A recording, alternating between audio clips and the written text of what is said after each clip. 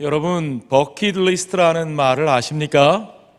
여러분의 인생에 남은 기간에 꼭 이것만은 하고 싶다, 내가 이것만은 죽기 전에 해보고 죽어야 되겠다 하는 것들의 목록을 작성한 것을 버킷리스트라고 말을 합니다. 이 버킷리스트라는 말이 우리들에게 알려지기 시작한 계기가 있는데, 그게 한 편의 영화입니다. 라이너 감독의 2008년도 영화 The Bucket List라고 하는 영화가 인기를 끌면서 우리가 그 단어에 대해서 이해하게 됐죠. 여러분이 잘 아시는 배우 잭 니콜슨과 이 사람 모건 프리먼이죠. 유명한 흑인 배우. 이 두 노인 배우들이 정말 멋진 원숙한 연기를 보여줍니다. 죽기 전에 꼭 하고 싶은 것들이라고 하는 부제가 달려있는 영화인데요, 행복한 죽음을 맞으려고 하는 인간의 바램과 그것을 이루려고 하는 노력이 잘 드러나 있습니다. 이 영화의 내용을 보면 이 두 노인이 말기 암에 걸려있는 시한부 인생이에요. 이들이 같은 병원에 입원해서 대화를 나누면서 함께 계획하고 경험하는 정말 인생의 마지막 여행 이야기죠. 멋지지 않습니까? 인생의 마지막을 두 사람이 함께 여행하면서 그 과정 속에서 얻는 우정과 그리고 삶의 가치들에 대해서 보여주는 멋진 영화입니다. 이 영화에 나오는 이 두 노인의 버킷리스트 한번 들어보시겠어요? 예, 들어보시면요, 장엄한 광경을 더 많이 보기. 무언가 장엄한 광경을 보면 여러분 마음이 웅장해지잖아요. 그렇죠? 예, 그걸 보기. 낯선 사람 도와주기. 맨날 내 주위 사람만 챙기는 게 아니라 낯선 사람을 환대하고 도와주는 것이 얼마나 중요하지만 어려운 일이었는지요. 눈물 날 때까지 웃기. 여러분, 실컷 웃으면 눈물 나는 거 경험해 보셨어요? 정말 눈물이 찔끔 날 때까지 실컷 웃어보기. 포드 머스탱으로 카 레이싱. 머스탱은요, 미국 사람이라면 누구나 꿈꾸는 스포츠 쿠페입니다. 얼마나 멋진 차인데요, 이 머스탱으로 카 레이스에 참여해 보는 것, 사실은요 이게 제 인생의 버킷리스트에도 들어있어요. 제가 아직 카 레이서의 꿈을 포기하지 못했거든요. 머스탱으로 카 레이싱 하기. 다음 거는 이거 말해야 될까 말까. 최고의 미녀와 키스하기. 저는 이게 버킷리스트에 없습니다. 왜냐하면 저는 이미 최고의 미녀와 살고 있거든요. 스카이다이빙 해보기, 저는 안 할래요. 로마, 피라미드, 타지마할 보기 보셨어요? 오토바이로 만리장성 질주하기. 멋지겠죠? 그러나 저는 사양할래요. 저는 오토바이가 무서워요. 세렝게티에서 호랑이 사냥. 이거 멋지겠네요. 그리고 나서는 내 시신을 화장한 젤을 인스턴트 커피캔에 담아서 산 꼭대기에 놓아두기. 여러분의 마지막은 어떤 모습이시기를 원하십니까? 이 두 사람이 영화 속에서 대화를 하는 중에 이런 내용이 나옵니다. 우리의 영혼이 하늘에 가서 하나님 앞에 서면 하나님이 두 가지 질문을 던지실 거래요. 그 질문이 뭐냐? 당신은 인생에서 기쁨을 찾았는가? 너의 인생에서 정말 기쁘고 즐거운 것을 발견했는가? 하는 질문. 또 하나는 당신의 인생이 다른 사람을 기쁘게 해본 적이 있는가? 맨날 나만 위하고 나만 챙기고 나를 위해 산 것이 아니라 다른 누군가를 기쁘고 행복하게 만들었던 적이 있는가? 그 질문을 던진다는 거예요. 이거 심각하게 생각하지 마시고요, 교리적으로 따지지 마시고요, 이 영화에서 나오는 얘기예요. 이 두 가지 질문에 똑바로 대답을 할 수 있는 사람은 천국에 가고, 대답을 못하는 사람은 천국에 못 간다더라. 영화 속에 나오는 대사입니다. 자, 이 영화 버킷리스트가 우리에게 보여주는 것은요, 그저 단순히 죽기 전에 해야 할 일을 말하는 게 아니고요, 삶의 기쁨을 찾기 위한, 정말 인생을 가치 있게 만들기 위한 마지막 계획, 선택, 그것을 우리에게 보여줍니다. 자, 여러분, 이 영화를 생각하면서 또 저희 아버지가 병원에 지금 입원해 계시거든요. 아주 연로하신데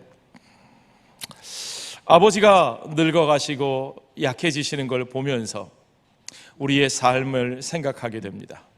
우리의 생명을 생각하게 됩니다. 우리의 생명은요, 반드시 쇠퇴합니다. 아시죠, 여러분? 모르셔서 모르시는 거 아니지요? 예, 그렇습니다. 우리는요, 우리나라 사람들은 늘 성장하는 모습만 중요하다고 생각했어요.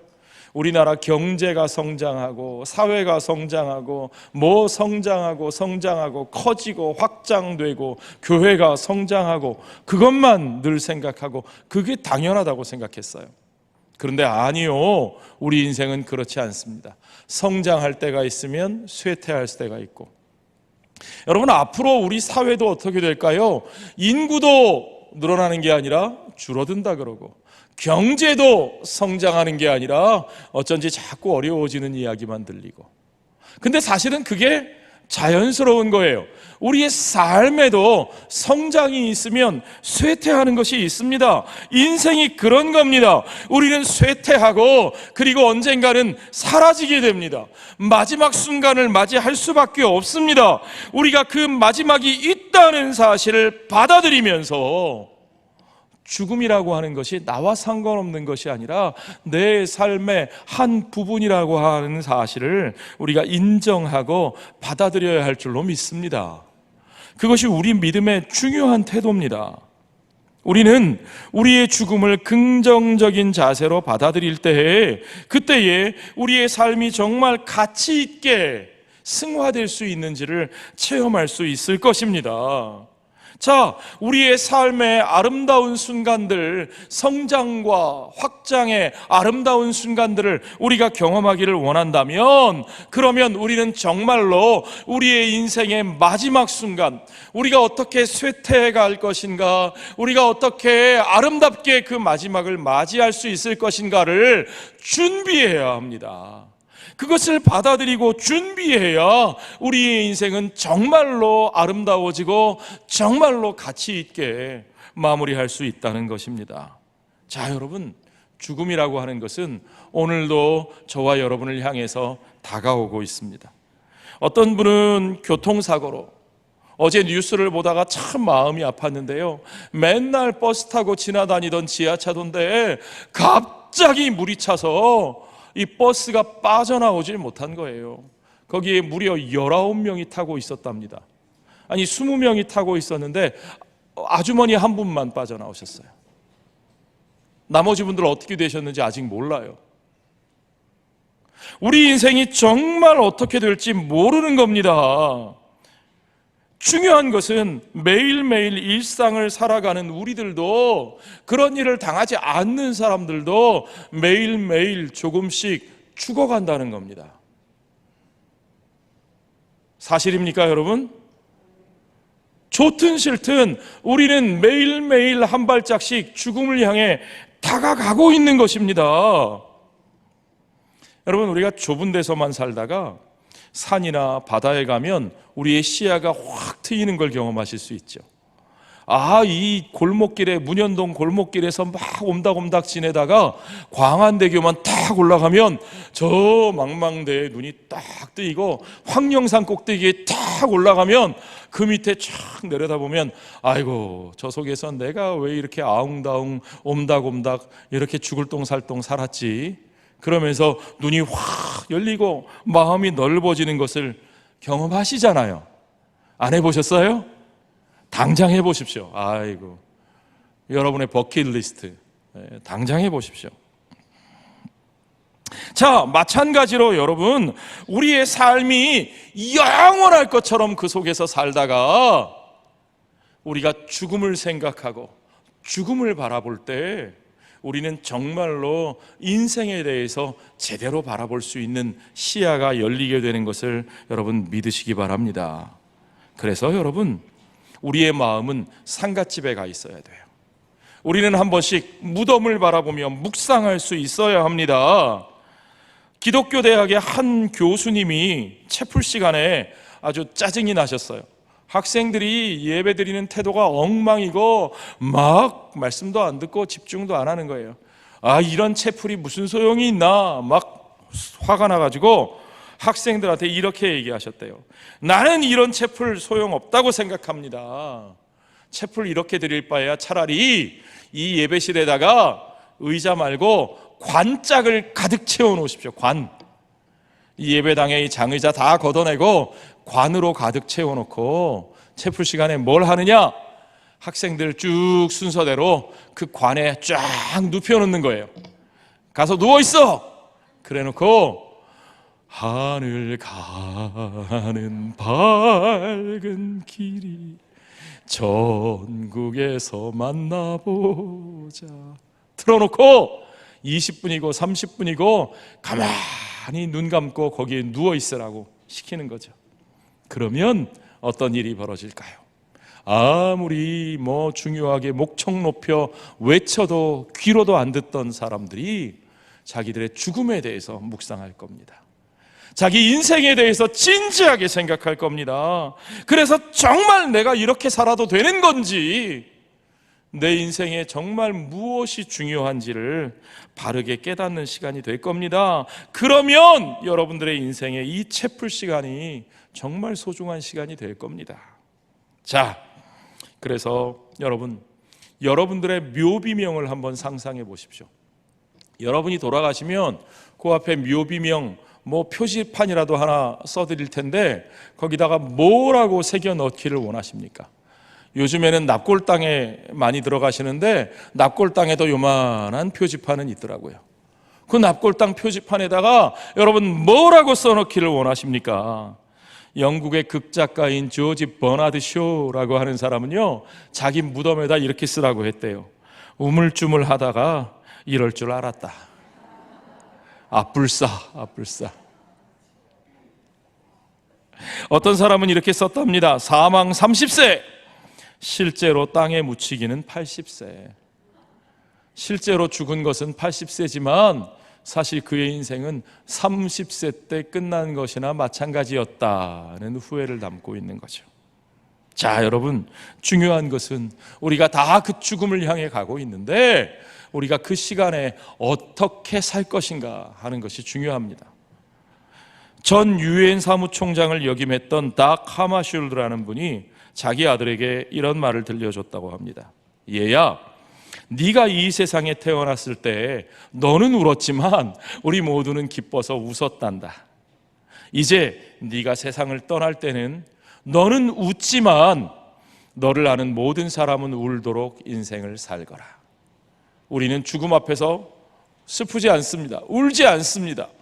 우리는 우리를 기다리시는 하나님 아버지의 집을 바라보고 또한 그가 맡기신 우리 삶의 사명을 위해서 최선을 다했기 때문에 우리는 그 죽음이 두렵지도 않고 우리는 슬플 것도 없습니다.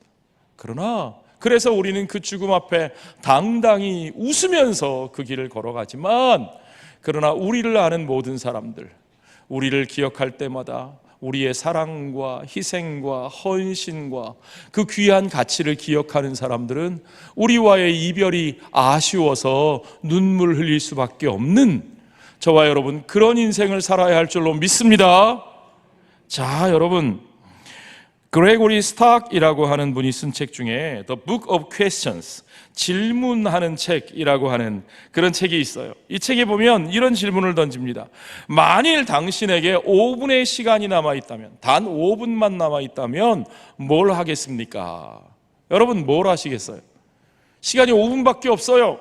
5분 동안 뭐든지 할 수 있어요. 그럼 뭘 하시겠어요? 우리 유승만 집사님은. 그 중요한 건 각자 다 다르죠. 뭘 할지는 다 다르겠습니다. 그런데 그 책에 잠깐 몇 줄 띄운 다음에 이렇게 또 묻습니다. 그런데 왜 그 일을 지금 하지 않고 있습니까? 내가 죽기 전에 5분 주어지면 이 일을 꼭 하고 싶은 일인데, 그런데 여러분, 지금 왜 그 일을 당장 하지 않는 겁니까? 이제 우리에게 얼마만큼의 시간이 남아 있을까요? 저와 여러분에게 얼마만큼의 시간이 남아 있을까요? 여러분, 저 이런 얘기를 들었습니다. 누군가 당신에게 전화를 했다. 전화의 내용은, 전화 건 사람 누구냐면 내 통장이 있는 은행 직원이에요. 은행 직원이 전화가 오면 좋은 일일까요? 나쁜 일일까요? 내 수표가 부도났다는 소리일까요? 그러면 큰일인데. 예. 좋은 일로 전화가 왔어요. 뭐냐? 누군가 당신을 아끼고 사랑하는 사람이 매일 아침마다 당신의 계좌에 86,400원을 넣어준다고 합니다. 매일 아침마다요. 매일매일. 그런데 조건이 있습니다. 뭔데요? 그런데 그 86,400원을 그날 다 쓰지 않으면 없어집니다. 남는 건 쌓이지 않고 없어진다고 합니다. 그러니까 반드시 그날 다 쓰셔야 됩니다. 자, 여러분, 그 행운이 누구에게 찾아왔을까요? 그 행운이 바로 저와 여러분 모두에게 이미 주어져 있습니다. 어떻게 해요? 우리 하나님께서요, 저와 여러분의 삶에 날마다 86,400초, 시간으로 하면 몇 시간이요? 24시간을 매일매일 입금해 주고 계시기 때문입니다. 우리가 다 그 은혜를 입고 살아가는 사람들이에요. 그런데 중요한 건 이 모든 것이 거저 동일하게 우리에게 주어지는데 과연 이 미천을 어떻게 사용하는가에 따라서 우리의 삶의 가치가 완전히 달라진다는 거죠. 이제 우리에게 얼마만큼의 시간이 남아 있을까요? 하루 86,400초, 하루 24시간, 240시간이면 얼마나 좋겠어요. 하루 24시간 똑같이 주어져 있지만, 그러나 여러분, 그 하루가 이제 내게는 몇 번이나 남아 있을까요? 한번 물어봅시다. 우리는 아무도 알지 못합니다. 여기 어르신들도 많이 계시지만 어르신들이 먼저 가실지 제가 먼저 갈지 아무도 모릅니다. 오는 것은 순서가 있었지만 가는 것은 순서가 없습니다. 다만 우리가 대략 지금 어디쯤 와 있는지 우리의 인생을 전망할 수는 있습니다. 모세가 우리 인생을 이렇게 계산했어요.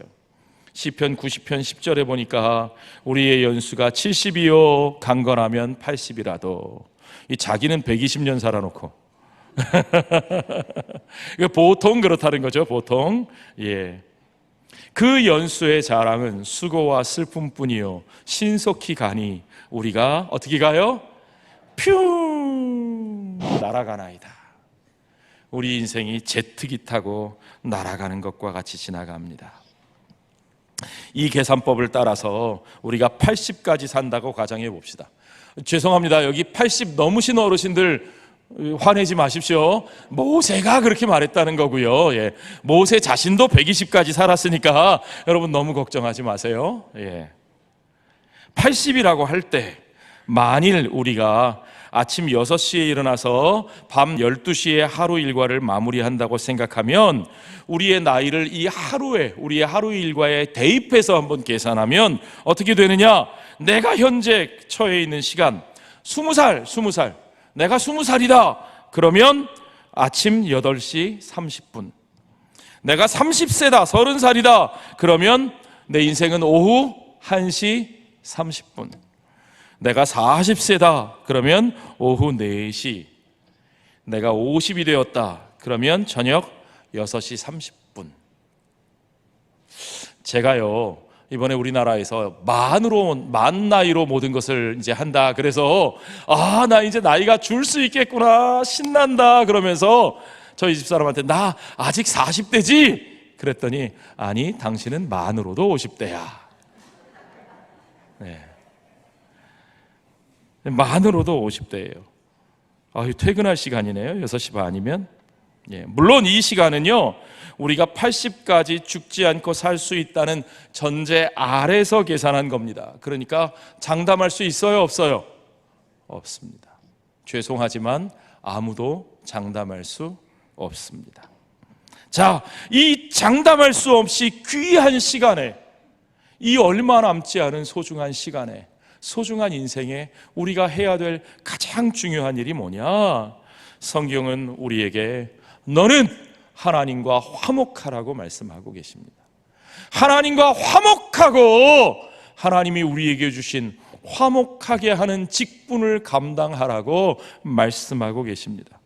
우리가 죽음이 오기 전에 해야 할, 반드시 이루어야 할 버킷리스트는요, 성경은 뭐라고 말씀하시냐? 그것이 회개와 화해라고 우리에게 가르쳐 주십니다. 자, 여러분, 죽음을 생각할 때 가장 중요한 건 회개하는 겁니다. 우리가 회개해야 할 이유를 우리가 죽음 앞에서 반드시 확인할 수 있습니다. 자, 여러분, 누구든지 잘못될 수 있죠. 누구든지 죄를 지을 수 있습니다. 누구든지 잘못을 범하고 삽니다. 그러나 중요한 것은 잘못했다고 우리가 영원히 멸망하는 것은 아닙니다. 왜요? 잘못했다고, 악한 일을 했다고 그 사람이 영원히 멸망하면 우리 가운데 멸망하지 않을 사람이 있나요? 여기서 잘못하지 않으신 분 계신가요? 나는 죄가 없노라고 자신하실 수 있는 분이 있나요? 그런 사람은 없습니다. 그런 인생 없습니다. 그런데 중요한 건 뭐냐? 우리 가운데 망하는 사람이 있는 이유는, 영원히 멸망하는 사람이 있는 이유는 그들이 회개하지 않기 때문입니다. 중요한 것은 하나님을 향해서, 그가 여신 생명의 길 예수 그리스도를 향해서 우리가 돌이켜 회개할 때에 누구든지 영원한 생명을 얻고 새로운 삶의 기회로 나아가게 되는 것을 여러분 믿으시기 바랍니다. 그러므로 우리에게 가장 중요한 버킷리스트는 하나님 앞에 돌이켜 회개하는 것입니다. 혹시 이 가운데 그러한 시간이 아직 이루어지지 않은 분이 계시다면 오늘 더 늦기 전에 당장 하나님 앞에 돌이켜 회개하며 그 생명의 길로 나아가시기를 주의 이름으로 축원합니다. 여러분, 사도행전 3장 19절 말씀에 그러므로 너희가 회개하고 돌이켜 너희 죄 없이 함을 받으라. 이같이 하면 새롭게 되는 날이, 우리의 인생을 새롭게 하는 날이 주님 앞으로부터 이를 것이라고 말씀하신 것을 믿으시기 바랍니다. 자, 이제 중요한 것은 화해하는 삶입니다. 화해야말로 하나님 앞에 돌이켜 회개한 우리 인생이 반드시 이루어야 할 소중한 직분입니다. 우리는 화해를 위하여 용서를 구하고 용서를 베풀면서 우리의 삶의 마지막을 맞이해야 됩니다. 여러분의 인생의 마지막 순간을 맞이할 때 가장 먼저 돌아보셔야 할 일이 바로 이겁니다. 내가 용서하지 못한 사람이 혹시 남아있지는 않은가? 내가 용서를 구해야 할 잘못은 혹시 남아있지 않은가? 그래서 내가 잘못한 일에 대해서는 기꺼이 용기를 내어 지금 용서를 구하고, 내가 용서해야 할 일에 대해서는 미루지 말고 지금 기꺼이 용서하며 주님께서 우리에게 맡기신 대로 화목하게 하는 직분을 온전히 이루어내는 사명 감당하는 저와 여러분의 삶이 되어야 할 줄로 믿습니다. 여러분, 원한을 가지고 무덤에 가는 것만큼 어리석은 인생이 없습니다. 그건 죽음을 맞이하는 바른 자세가 아닙니다. 우리 예수 믿는 사람들은요, 죽음 앞에서 반드시 용서하고 화해해야 합니다. 그래야 우리의 인생을 잘 마무리하는 겁니다. 여러분, 예수님의 참 제자들은 바로 그런 모습을 우리에게 보여줬어요. 사도행전 7장 59절부터 보면 그들이 돌로 스데반을 치니 스데반 집사님이 순교하시는 장면이죠. 유대인들이 돌로 치는데 스데반이 부르짖어 이르되 주 예수여 내 영혼을 받으시옵소서, 죽어가면서 고백하는 겁니다. 하고 무릎을 꿇고 크게 불러 이르되 주여 이 죄를 그들에게 돌리지 마옵소서. 이 말을 마치고 자니라.